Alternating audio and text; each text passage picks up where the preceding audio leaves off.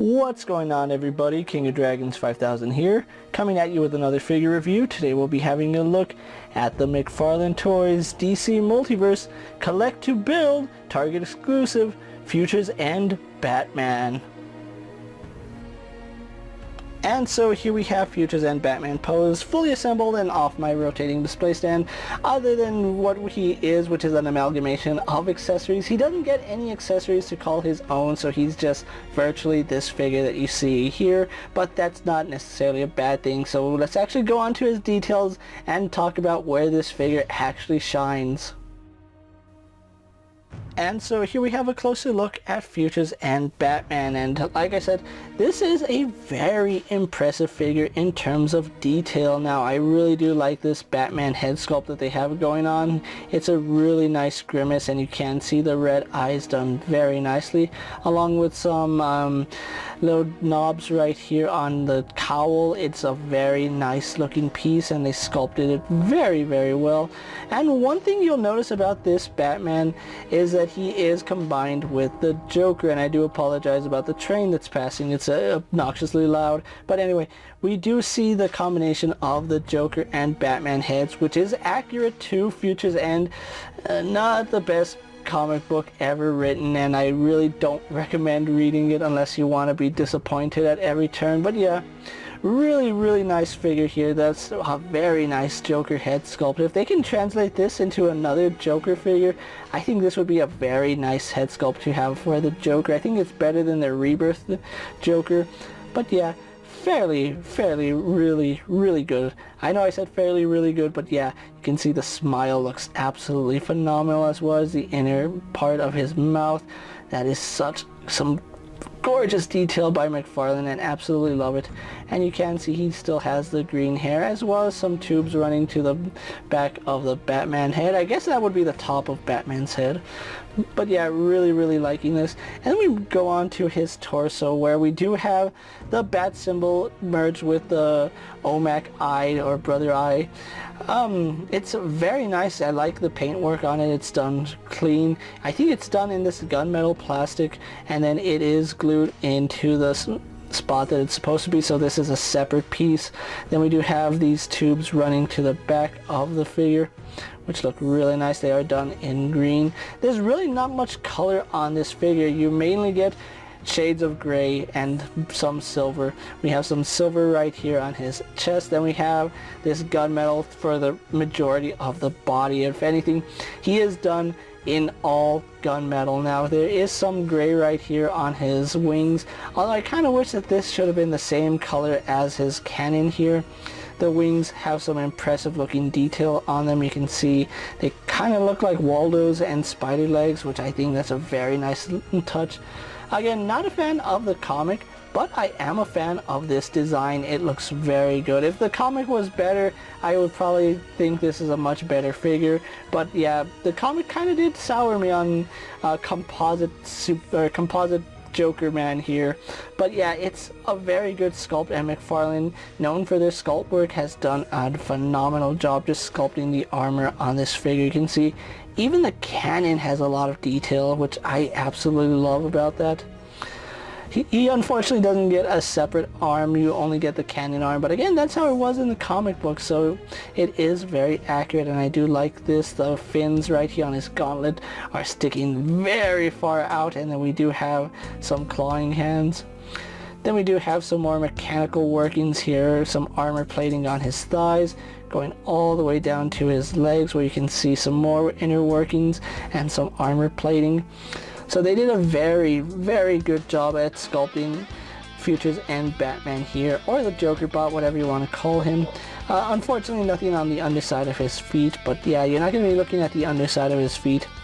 His knee pads, I forgot to touch on that, are shaped in the Batman cowl. As you can see, they have the little ears right there, and then we have kind of like a mouth right there. So it is funny that he does have Batman heads as knee pads. Doesn't have them as elbow pads, unfortunately, so yeah, that is a little bit disappointing. But yeah, really liking the design of this character. Again, not a fan of Futures End whatsoever. I think it's one of the worst stories that DC has made, but this is still an impressive figure. So kudos to McFarlane for making a character from a bad story, it is good. I really do love it. So with that out of the way, guys, let's actually get the Futures End Batman compared to other figures you may have in your collection.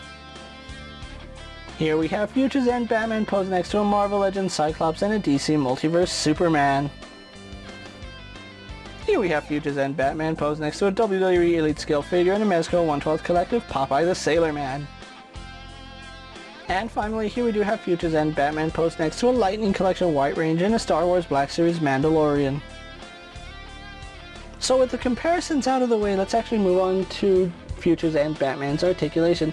So we do have a double ball joint here in the head. Now, it is a little bit hindered depending on how you have the head articulated, and I mean, if you have the Joker head facing forward, he can only look up to about right there. He can look down quite a bit, which I do enjoy that, so we do get that.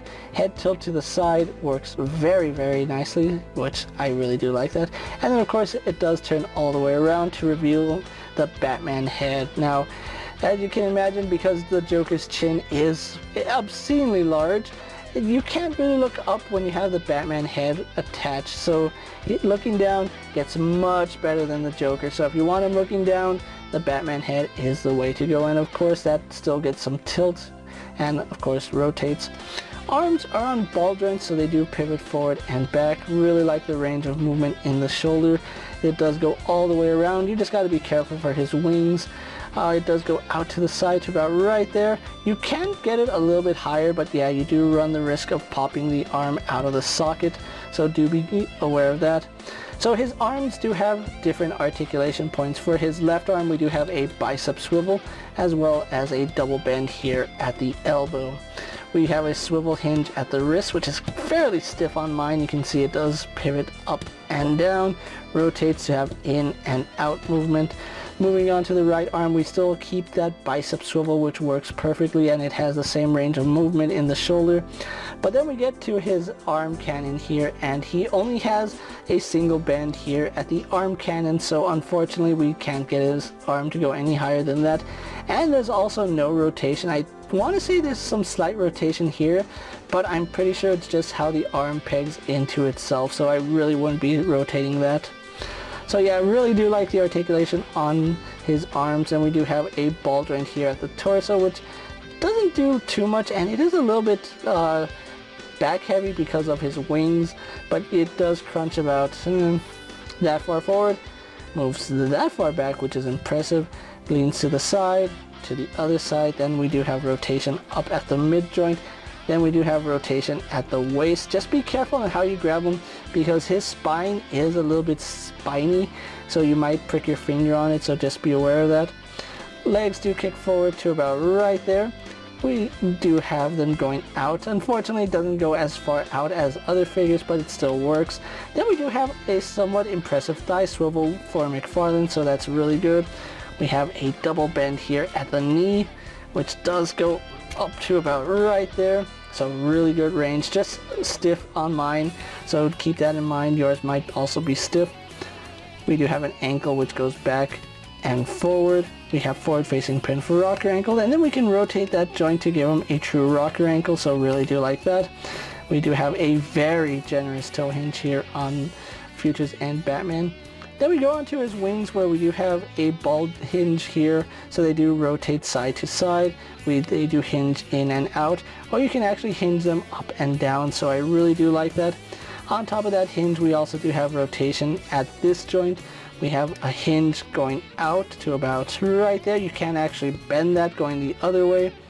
Then we have another rotation here at the inner part of the wing, and then we have it at the outer part of the wing. So overall, this Batman Joker hybrid has some pretty good articulation, and you can get those wings in like menacing poses, so I absolutely love that. So with that out of the way, guys, let's actually get Futures End Batman pose for my final thoughts, and then we'll wrap up this review.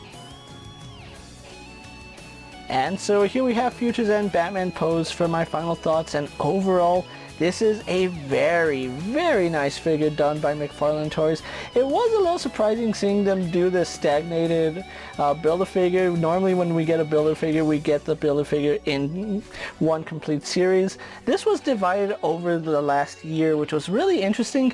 Not my favorite thing when companies do that, but the end result here is phenomenal. Even though I'm not a fan of the Futures End story, which I honestly think it's one of DC's worst storylines in the last 20 years, and that is saying something. Futures End, again, isn't my favorite story for Batman Beyond, or in general. It's one of those terrible stories told during the New 52 Dark Days, but it's still a very impressive figure. Now, even if you're not a fan of Futures End storyline, this is still a very nice figure. I love the detailing on it. The cannon on the right hand looks really good. The wings are just done very nicely, and the articulate very nice.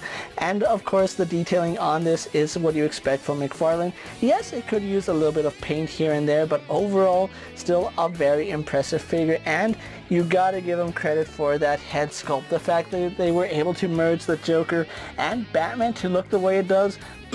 One of the best Batman and one of the best Joker head sculpts McFarlane has made, and it looks very, very nice. If you haven't already done so, this is one Build-A-Figure that I really do recommend you finish up, guys, because this is a very nice figure. I think I prefer this over the Dark Father, which really wasn't my favorite Build-A-Figure, but yeah. Futures End Batman here is phenomenal, and he is a really nice display piece. There's a lot to say about him. If you are looking to get the Futures End Batman, you will have to track down each and every piece individually, or if you were like me and were collecting the Batman Beyond series as they came out, that was the easiest way to get it. But now it is a little bit difficult finding the earlier figures. Right now, Blight is still available on Target.com and in Target. I think the other three figures, they're either sold out or still available. You will have to check availability, but definitely track down Futures End Batman. It is a superb figure. With that being said, guys, I'm KingofDragons 5000. Don't forget to like this video, leave a comment, subscribe to my channel. Go ahead and check out all my other action figure reviews, as well as all my other DC Multiverse videos. Hopefully you find them informative. As always, if there's a figure you'd like to see me review, let me know down in the comments, and if it's in my collection, I'll gladly have a look at it.